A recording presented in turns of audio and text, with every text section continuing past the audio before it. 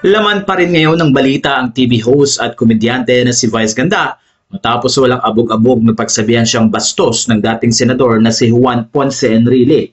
Ito ang naging usapan sa programang Dito sa Bayan ni Juan ng SMNI News Channel noong nakaraang Sabado, September 9, 2023. May kinalaman ng usaping ito dahil sa ipinataw na 12-day suspension ng MTRCB sa kapamilya noontime show na It's Showtime.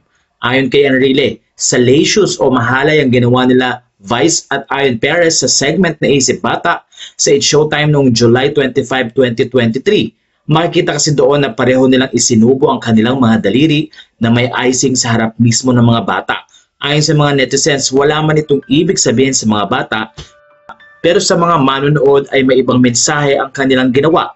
Ayon pa kay Enrile, na ngayon ay appointed as Chief Presidential Legal Counsel ni Pangulong Bongbong Marcos, hindi maganda ang aksyon na ginawa ng dalawa sa kadahilan ng nasa noontime slot ang kanilang programa at may mga bata pa silang kasama habang ginagawa ang cake icing incident. At dahil dito, naging unanimous ang desisyon ng MTRCB para bigyan ng suspension ang programang It's Showtime. Narito ang buong pahayag ni Enrile. Ang problema dito sa bansa natin, kung meron kang power, political, social, economic, or whatever, halos hindi mo na naiisip yung kapwa. Sarili mo na lang ang iniisip mo. Akala mo maganda ang ginagawa mo pero bastos ka, super bastos kang tao.